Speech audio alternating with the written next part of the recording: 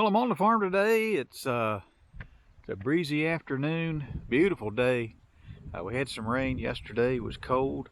It's Sunday, October the 24th here in the afternoon, mid-afternoon, and I just finished selling a load of hay, and but I've got some other fish to fry. So I'm gonna be fooling around with the Hesston 1110. Right here's the drive shaft for it, and of course I got it on the John Deere 5055D. So I got a John Deere and a Hesston, and I've got my Massey Ferguson hat because that's just what I have. And that drive shaft goes down there to the PTO. And I got to clean this thing off and kind of sweep it off. Got a lot of debris built up around here, just falling on it. And get it all greased up. So I'll check back here in just a bit. Broom, grease gun, oil can, wrench to tighten these lug nuts down. From my last video I just kind of snugged them, but now I need to tighten them down. Had a flat tire. Alright, that was easy enough. Harder getting off the ground than it is. I realize torque wrench is ideal, but I just kind of tighten them up until I feel like they're as tight as I want them, for lack of a better word. That's torquey enough for me. Next up, I need to grease everything, and this Hesston has got a couple of latches. One there, there used to be one right there, and one right here, and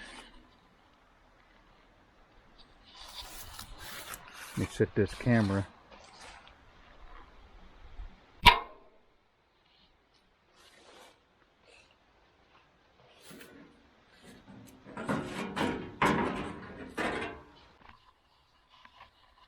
And that panel comes off, and there's some grease fittings on here.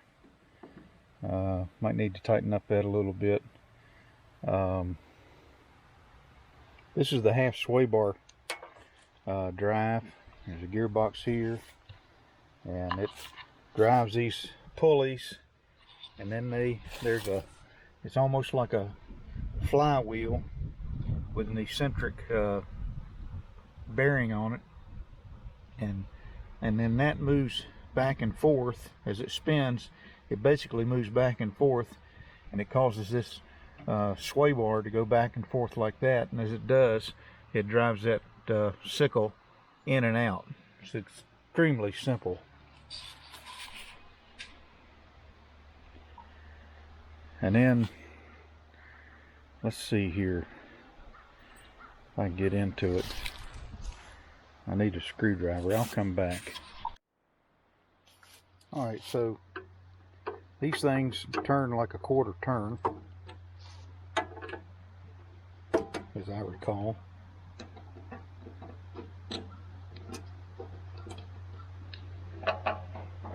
And then this flips up, and right there's your slip clutch.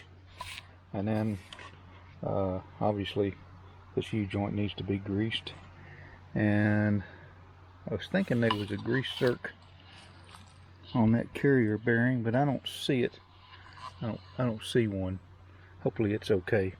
It's really nice that that slip clutch is out of the weather. So I got to grease that, and the drive shaft's up in here. All this stuff seems to be pretty tight. We'll see. On the other side of this mower conditioner is another panel, and there's 3 latches on it.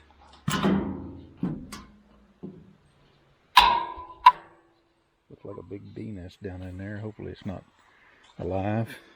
but I'll find out. And this panel right here is supposed to pivot out of the way, which it does.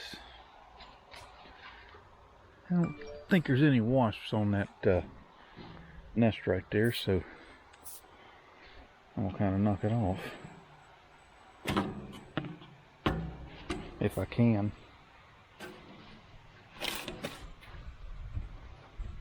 Those are the kind of hidden treasures we find up here during the off season, and that's no guarantee that there's not a big old hornet's nest in here somewhere just waiting to exact revenge on me because it's getting cold.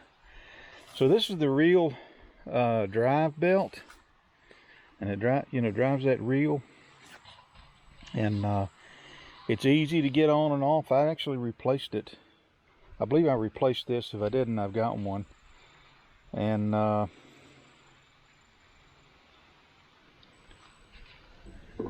that's broken. Oh yeah. So I believe originally this thing had a spring. It came up to this idler, and there's a bracket right there that would go down to it, and I replaced it with this spring right here. There was a hole in the side, and that seems to suffice. There's a chain, grease zerk, and if you get this thing plugged, you can put a wrench. There's some flat spots on this roller right here. It's the bottom roller, and you can actually turn it backwards to kind of make the stuff, come out. Turn the wheels in the rollers in the opposite direction to make it unplug. Knock on wood, I've never had to do that. And as I mentioned before, rubber roller on top, steel roller on the bottom. And I think there's some grease zerks somewhere on this thing. I have to look at it and see. Really simple machine, and very effective at cutting and drying hay. There's a set of springs on each side, and you take this little thing off and turn this with a wrench, and you can adjust the float on the cutter bar, and that works really well too. And then this lever changes this hood position so you can have it lay it out flat, or lay it out wide. Hesston was way ahead of their time on this cutter, and I don't know, again, no offense to anybody with New Holland equipment, but this is the hay bind that New Holland should have made. Very good machine. And of course I'll say that and it'll break in half when I get out here in the fields, but the 1110 and the 1120 and their Case IH counterparts were extremely good machines. I can't speak to the older Hestons. Well, I've been around this machine and I've lubed up the chains on this side, and kind of lubed up the chains on this side. You got to be careful not to get it on the belt when you're squirting oil around with the oil can. And I've never seen a remote rusted like this one. I can't explain. I put oil on it, but this hose looks to be in really bad shape. I might have to replace that hose. I guess I'll find out. And then I went down in the cutter bar, and as best I could with my hands, I cleaned that out. And of course I used the broom here to brush off as much stuff as I could. I also went around this track on this reel and kind of lubed the track and these rollers too. So we'll see. So the next thing, I'll put the grease to this mower conditioner, and I'll come back. Lock and lube. Still giving that thing a try. So with old farm equipment, a lot of times you're not necessarily putting grease to a joint just to grease it up. I mean, you are, but you're also trying to purge any water that's inside that shaft out. So on this mower, stuff like this, I'll put grease till I see it come out, and then I know I've pushed not only grease but chaff. And I kind of learned that from the manual on my Model 32 Massey Ferguson. That's what the manual recommends for that when you grease it, not just to push the water out, but also any chaff that might have gotten in there. So I got everything greased up except a U-joint here and one up there on that end, and they're flipped down and kind of in an awkward spot. So I need to, what I'm going to do is I'm going to try to hook this thing up and see if it'll run. And sometimes this whole sickle section right here can be real tight at the beginning of the year, and so I oil it down really good, and but after setting so long it might be like really extra tight. So let me hook this thing up, and hopefully I won't break something when I try to get it started.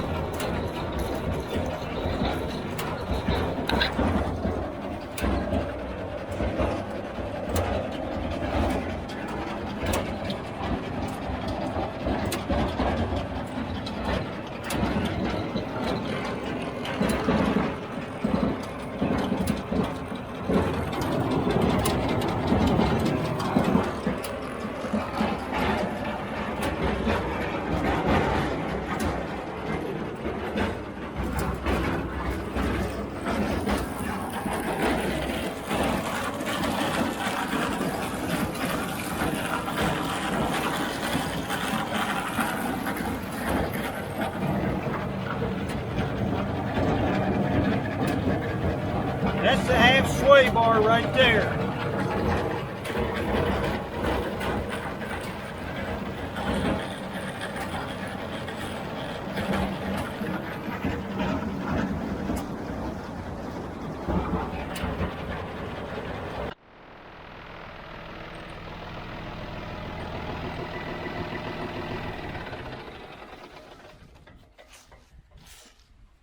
All right, so I'm glad this thing turned. I still need to tinker with it some, and I got some chains over there I need to tighten up a little bit, and but I'm very glad that the cutter bar moved as well as it did, as easy it did. I actually grabbed the belts over there to turn it to get the grease zerk on this U-joint and this U-joint in position where I could put some grease on them.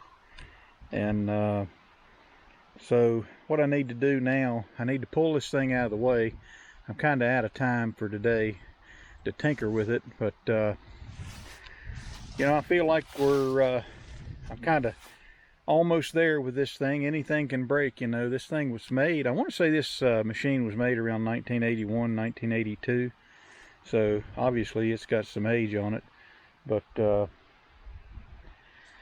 anyway, my lock and lube grease gun, I used it on every grease zerk on this thing, and it actually worked pretty good. I was surprised. Is it better than a regular grease gun? I mean, I don't know. I'm just happy when I can get the tip to come off of the grease zerk and some of those new grease guns, as I had in one of my other videos. That could be a wrestling match. And haven't monkeyed with this remote yet. I've got some oil on it. I don't know, I kind of think I probably need to replace it, but like I said, I'm kind of out of time, and I need to what I need to do here is I need to move this thing out of the way. It's kind of blocking. We drive through here a lot, so I'm gonna pull this thing out of the way, probably park it back. I don't know, I'll find a place for it, but anyway, so I feel like you know, short of going to the field, I've had success here. And again, my lock and lube grease gun, my oil can, the Hesston 1105, and my John Deere 5055D. This is a pretty good match for this Hesston. So we'll talk to you later.